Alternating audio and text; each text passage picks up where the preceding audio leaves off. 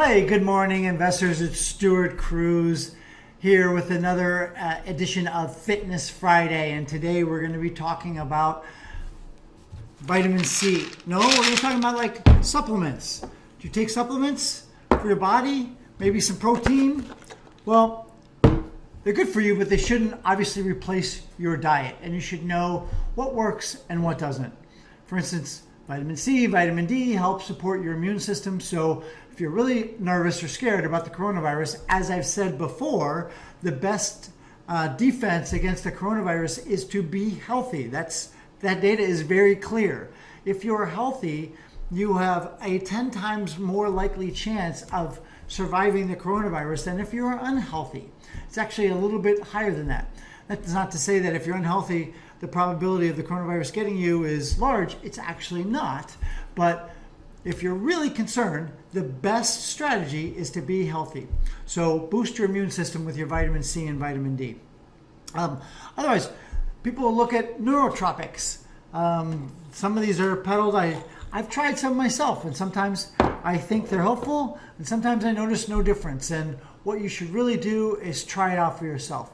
Now, how does this apply to your portfolio? Well, here's my friends at Herbalife. They have protein powders, and I take protein. That has been shown if you take protein powder prior to and post a workout within an hour of each, people put on twice as much muscle mass. So those are proven studies, and you should try it out for yourself to see if it works for you. But how does that apply to your portfolio? Well, let's just go to some charts here. My friends up at White Charts have this chart. We have in the purple the GLD, which is gold, and in the orange the S&P 500. And as you can see, GLD is up 24%. So does that mean you should have a portfolio full of gold? Well, no, it's a supplement. It should be an add-on. It helps diversify your portfolio. It diversifies against inflation and helps diversify you against fear. And so when there is a problem, like back here in March when there was a meltdown, you can see gold sold off, but then quickly rebounded and actually has done quite well. But should I make my entire portfolio gold if it's going to be safe and secure? Well, let's look at a 10-year chart of gold. 10-year chart of gold, you've got the S&P 500 on a steady march up 191%, where gold is up 37%. That is because gold doesn't really have any intrinsic value in and of itself. It basically has a value because people believe it has a value, just like the dollar. But you can make gold jewelry, and nobody really uses gold coins anymore, but it can be an exchange or a store of value.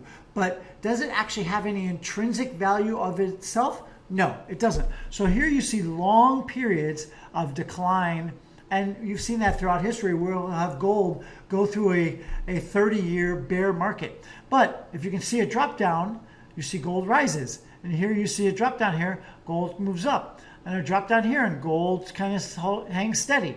So gold can be a nice diversifier on your portfolio, especially if you're rebalancing. And if you look at the data, adding some gold, 5 or maybe even 10% to your portfolio, just like some of these supplements will help you, it helps smooth out your returns and reduce your overall risk.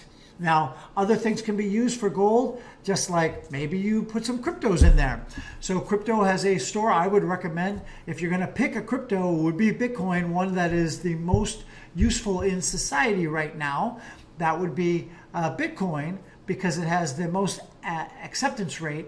But in and of itself, it will probably only work as long as people believe it will work, right? So look at your supplements. Look to see if they work for you. Look to see the data, see if it actually helps you or hurts you over the long term, and try it out for yourself. This is Stuart Cruz with Cruz Asset Management on Fitness Friday, and don't forget to invest with the odds in your favor.